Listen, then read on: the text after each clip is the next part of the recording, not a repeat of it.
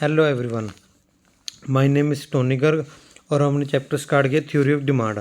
और हमने इसके 2-3 टॉपिक कर लिए। डिमांड क्या होती है, कौन से फैक्टर इफेक्ट करते हैं डिमांड पे, और इंक्रीजिंग डिमांड और डिक्रीजिंग डिमांड एंड मूवमेंट चलाऊंगा डिमांड कर्व। और आज हमारा टॉपिक है क्रॉस प्राइस इफेक्ट। यहाँ पे क्रॉस के मीन्स के आज हम अपने गुड की प्राइस की बात नहीं करेंगे, किसी और गुड की प्राइस की बात करेंगे। अगर किसी और गुड की प्राइस में चेंज होगा तो हमारी गुड की डिमांड पे क्या करेगा, इफेक्ट करेगा। चलो हम स्टार्ट करते हैं। देखो कैसे, हमारे पास दो तरह की गुड्स होती हैं, सब्स्टिट्यूट गुड्स और कॉम्प्लीमेंट्री गुड्स। पहले हम किसकी बात करें, सब्स्टिट्यूट गुड की। अब इसमें क्या होता है, सब्स्टिट्यूट गुड कौन सी होती हैं, जब हम अपने गुड की प्लेस पर किसी और गुड को यूज़ कर सकते हैं, जो उसकी प्लेस पर हम अपने गुड को यूज़ कर सकते हैं। मतलब जो दो गुड्स आपस में मतलब एक्सचेंज कर सकते हैं, उसको क्या बोलते हैं, सब्स्टिट्यूट। जैसे एग्जांपल लो, टी और कॉफ़ी। टी की प्लेस पे हम कॉफ़ी यूज़ कर सकते हैं और कॉफ़ी की प्लेस पे हम टी यूज़ कर सकते हैं। तो ये दोनों आपस में क्या है, सब्स्टिट्यूट गुड। देखो अब कैसे होगा। अब मान के चलो, जैसे हमारे पास एग्जांपल इसने दिए, एक विस्की की और एक रम की।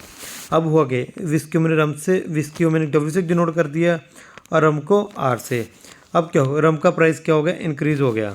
हम किसकी बात कर रहे हैं, विस्की की डिमांड की बात कर रहे हैं। देखो रम का प्राइस इंक्रीज हो गया। अब जो पर्सन रम परचेज कर रहे थे, जो पर्सन रम परचेज कर रहे थे, अब उसका प्राइस इंक्रीज हो गया। अब वो कम परचेज करेंगे और उसकी प्लेस पे क्या परचेज करेंगे, वो विस्की। क्योंकि विस्की का प्राइस क्या है, कांस्टेंट। विस्की के प्राइस में कोई चेंज नहीं है। तो अब क्या, जो रम के बायर थे वो कहाँ पे शिफ्ट हो गए, विस्की पे। अगर विस्की के बायर इंक्रीज हो गए, अगर बायर इंक्रीज हो, इसका मतलब क्या है कि विस्की की डिमांड क्या होगी, इंक्रीज होगी। देखो अगर सब्स्टिट्यूट गुड का प्राइस इंक्रीज हो जाता है तो हमारी गुड की डिमांड क्या हो जाएगी, इंक्रीज हो जाएगी। तो ये हमारा हो गया क्रॉस प्राइस इफेक्ट का फर्स्ट केस। अगर सब्स्टिट्यूट का प्राइस इंक्रीज होता है तो हमारी गुड की डिमांड क्या हो जाएगी, इंक्रीज हो जाएगी। और मान के चलो अगर रम का प्राइस डिक्रीज हो जाता तो अब क्या होता, हमारे विस्की प्राइस कांस्टेंट है। तो अब क्या करते, जो पर्सन विस्की परचेज कर रहे हैं, अब उन्होंने देखा रम का प्राइस पर डिक्रीज हो गया, अब वो कहाँ पे चले जाएंगे, रम पे। तब विस्की के बायर कहाँ पे शिफ्ट हो गए, रम पे। अगर विस्की के बायर रम पे शिफ्ट हो गए तो विस्की की डिमांड क्या हो जाएगी, डिक्रीज हो जाएगी। अगर सब्स्टिट्यूट गुड का प्राइस डिक्रीज होता है तो हमारी गुड की डिमांड क्या हो जाएगी, डिक्रीज हो जाएगी। क्योंकि हमारे बायर कहाँ पे शिफ्ट हो जाएंगे, दूसरी गुड पे, जो उसका सब्स्टिट्यूट गुड है। अगर उसका प्राइस इंक्रीज होता है गुड का तो हमारी डिमांड क्या हो जाएगी, इंक्रीज होगी। कि उसके बायर कहाँ पे शिफ्ट हो जाएंगे, हमारी गुड पे शिफ्ट हो जाएंगे। तो ये हो गया क्रॉस प्राइस इफेक्ट, जब गुड्स क्या होंगी, सब्स्टिट्यूट होंगी। तो हमने इसमें क्या पढ़ा, अगर रम का प्राइस इंक्रीज हो गया, कि सब्स्टिट्यूट गुड का प्राइस इंक्रीज हो गया तो हमारी गुड की डिमांड इंक्रीज हो जाएगी। अगर सब्स्टिट्यूट गुड का प्राइस डिक्रीज हो गया तो हमारी गुड की डिमांड क्या हो जाएगी, डिक्रीज हो जाएगी। तो ये हमारा कौन सा केस आ गया, सब्स्टिट्यूट गुड का। आगे हमारे पास क्या है, सेम ही है जैसे मैंने बताया था कि इंक्रीज और डिक्रीज। अगर सब्स्टिट्यूट का प्राइस इंक्रीज हो तो हमारी गुड की डिमांड इंक्रीज हो जाएगी। अगर सब्स्टिट्यूट गुड का प्राइस डिक्रीज हो गया तो हमारी गुड की डिमांड क्या हो जाएगी, डिक्रीज हो जाएगी। क्यों, क्योंकि वो हमारे बायर कहाँ पे शिफ्ट हो जाएंगे, दूसरी गुड पे, रम पे। तो वहाँ पे शिफ्ट हो गए तो हमारे बायर कम हो गए। अगर बायर कम हो गए तो हमारी गुड की डिमांड क्या होगी, कम होगी, डिक्रीज होगी। तो ये सेम ही केस है, मैंने आपको फर्स्ट में समझा दिया दोनों केस है, increasing price of substitute good and decreasing price of substitute good. आगे हमारे पास क्या आ गया, increase in price of complementary good. अब इसमें क्या होता है, इसमें दो तरह की गुड्स होती हैं। देखो कैसे, उसमें क्या होता है, एक ही प्लेस में दूसरी यूज़ कर सकते हैं। और कॉम्प्लीमेंट्री गुड होते हैं जो एक दूसरे को पूरा करते हैं। जैसे पेन और इंक हो गया, कार और पेट्रोल होगी। और यहाँ पे क्या है, विस्की और सोडा। यहाँ पे कौन सी, विस्की और सोडा। देखो अगर हम विस्की यूज़ करते हैं तो किस में उसमें क्या डालते हैं हम, सोडा। तो सोडा और विस्की आपस में कॉम्प्लीमेंट्री, क्योंकि ये एक दूसरे को कंप्लीट कर रहे हैं। विस्की के बिना सोडा नहीं काम आता, और सोडा जैसे विस्की अच्छी बन जाती है सोडा की वजह से। देखो आप मान के चलो, जैसे यहाँ पे विस्की होगी, यहाँ पे क्या हो गया, सोडा हो गया। सोडा को ऐसे डिनोट कर दिया, ये एक दूसरे को कंप्लीट कर रहे हैं।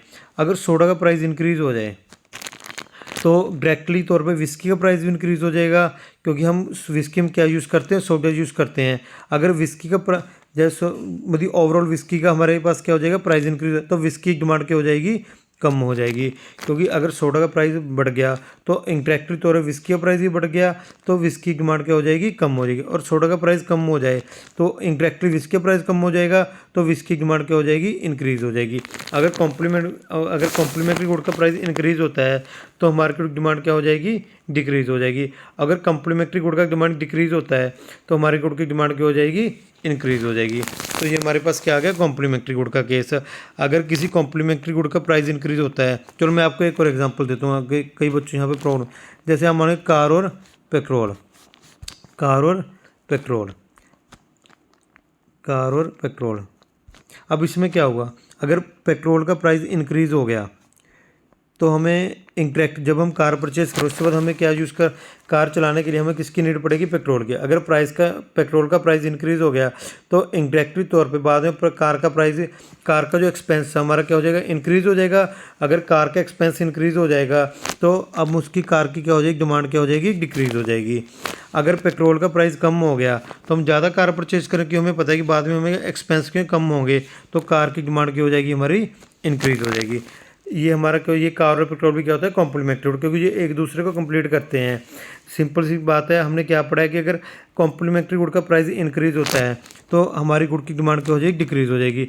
अगर कॉम्प्लीमेंट्री गुड का प्राइस डिक्रीज़ होता है तो हमारी गुड की डिमांड क्या हो जाएगी, इंक्रीज़ हो जाएगी। तो ये हमारा क्या हो गया, increase in price of complementary good and decrease in price of complementary good.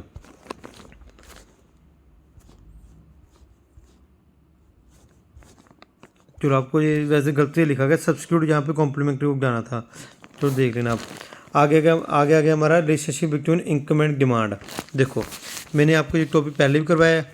अब मान के एक नॉर्मल गुड्स होती है जो अच्छी क्वालिटी गुड्स होती है, एक होती है हमारी इन्फीरियर गुड्स जिसकी क्वालिटी अच्छी नहीं होती इतनी। जैसे एक मान के चलो हमारे पास क्या नॉर्मल गुड है, उसको एनसीक्यू नोट कर दिया कि मेरे पास है इन्फीरियर। अब देखो इनकम एंड डिमांड का मैं रिलेशन स्टडी कर रहा हूँ। एक होती है बैकवर्ड शिफ्ट, एक होती है फॉरवर्ड शिफ्ट। ये पहली फॉरवर्ड शिफ्ट है कि डिमांड इंक्रीज़ होगी, ये कौन सी है, बैकवर्ड शिफ्ट, डिमांड क्या होगी, डिक्रीज़ होगी। देखो एक होता है नॉर्मल गुड का केस, एक होता है इन्फीरियर गुड का केस।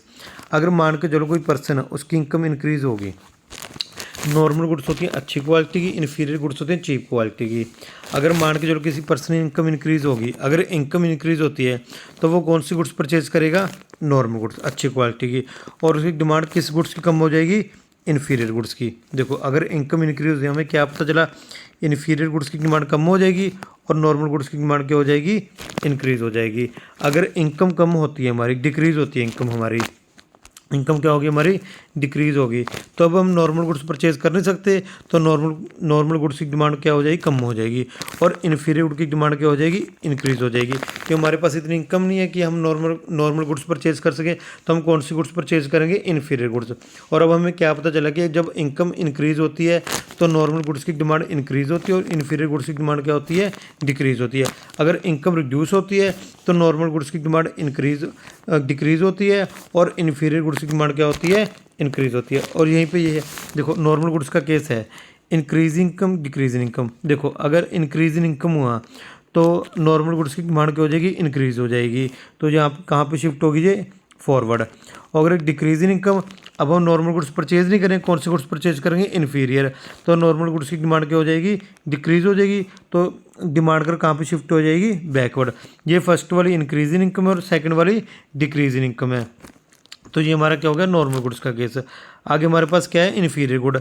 मैंने सेम ही बताया था आपको, क्या बताया था कि अगर इनकम इंक्रीज़ होती है तो हम कौन सी गुड्स परचेज़ करेंगे, नॉर्मल गुड्स, तो हम कौन सी गुड्स कम परचेज़ करेंगे, इन्फीरियर गुड्स। तो इसमें रिवर्स हो जाएगा नॉर्मल गुड्स का।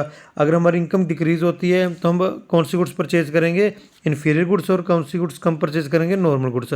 अब देखो जैसे हमारे पास यहाँ पे क्या है, इनकम इंक्रीज़ हुई तो हमारी डिमांड कर्व क्या होगी, पीछे शिफ्ट होगी, बैकवर्ड शिफ्ट हुई। क्या क्यों शिफ्ट हुई, क्योंकि अब देखो इनकम इंक्रीज़ होगी, अब हम कौन सी गुड्स परचेज़ करेंगे, नॉर्मल गुड्स। कौन सी गुड्स परचेज़ करेंगे ज़्यादा, नॉर्मल गुड्स। और इन्फीरियर गुड्स की डिमांड क्या हो जाएगी, डिक्रीज़ हो जाएगी, तो डिमांड कर्व कहाँ पे, बैकवर्ड शिफ्ट होगी। अगर हमारी इनकम डिक्रीज़ हो जाती तो हमारे पास इतनी इनकम नहीं है कि हम नॉर्मल गुड्स परचेज़ कर सकें, तो हम कौन सी गुड्स परचेज़ करेंगे, इन्फीरियर गुड्स। तो हमारी गुड्स डिमांड क्या हो जाएगी, आगे शिफ्ट हो जाएगी। तो ये हमारा क्या हो गया, इन्फीरियर गुड्स का केस। अगर हमारी इनकम इंक्रीज होती है तो बैकवर्ड शिफ्ट हो जाएगी डिमांड कर्व, अगर हमारी इनकम डिक्रीज हो तो फॉरवर्ड शिफ्ट हो जाएगी। तो ये हमारा ये केस कंप्लीट हो गया। आगे हमारे पास क्या है, फैक्टर्स बाय विच टेस्ट्स है प्रेफरेंसेस। अब टेस्ट किस के अकॉर्डिंग है, अगर चीज़ हमारे लाइक्स के अकॉर्डिंग है, ट्रेंड्स का फैशन के अकॉर्डिंग है या क्लाइमेट के अकॉर्डिंग है, तो हमारी डिमांड कहाँ पे शिफ्ट हो जाएगी, फॉरवर्ड। अगर हमारे इसके रिवर्स है कि हमारी डिसलाइक है वो चीज़ या फैशन के अकॉर्डिंग नहीं है या क्लाइमेट कंडीशन सूट नहीं करती, तो डिमांड कहाँ पे शिफ्ट हो जाएगी, बैकवर्ड। अगर लाइक के अकॉर्डिंग है, क्लाइमेट और ट्रेंड के अकॉर्डिंग, तो नेक्स्ट फॉरवर्ड शिफ्ट हो जाएगी। अगर इनके अकॉर्डिंग नहीं है तो कहाँ पे शिफ्ट होगी, ये बैकवर्ड शिफ्ट हो जाएगी।